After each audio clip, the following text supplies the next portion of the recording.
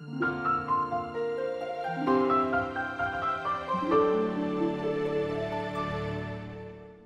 was in San Antonio, Texas. It was a bright, clear morning, and I was preparing to leave for the Baptist University of the Americas, and a full day of work that would go into the evening hours. It was September 11th, 2001. The time was 7:46 a.m. The images are seared into my memory. I watched the television in disbelief, thinking that something like this could never happen in the United States of America. But it did.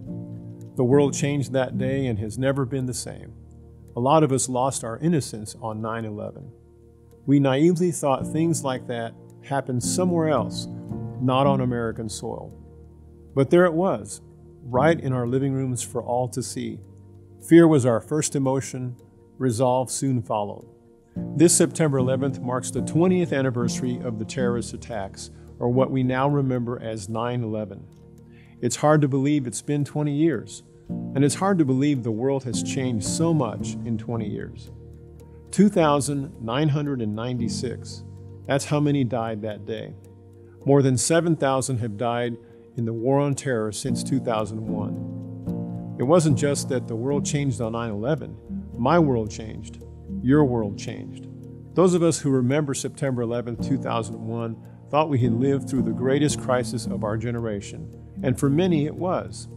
But then March of 2020 brought with it a global pandemic that is once again changing my world and your world. Again, we thought this could never happen in the United States. We thought we were immune to viruses and pandemics. Like 2001, our response was first fear, followed by resolve. And like 2001, we are fighting an unseen enemy. To be sure, we've had victories, like the development of safe and effective vaccines. We've had moments when we could see the end, when victory over the virus was close, only to find ourselves back in a fight for life and death against COVID-19. For months, we've been told that our greatest weapons in this fight against the pandemic are the vaccines. On August 23rd, the Food and Drug Administration gave full approval to the Pfizer vaccine, and the Moderna and Johnson & Johnson vaccines are about to receive full approval as well. Pfizer presented 360,000 pages of evidence, and experts say that never in the history of the FDA has so much evidence, both in the lab and in real life, been presented to judge a shot's safety. If you've hesitated getting your vaccine because you are worried about the safety of the vaccines, you now have your answer. Please get vaccinated. It's safe. As we struggle through these difficult and tiresome days of the pandemic, I'm reminded of the resolve with which we met our fears following 9/11. We've been fighting the war on terror for 20 years.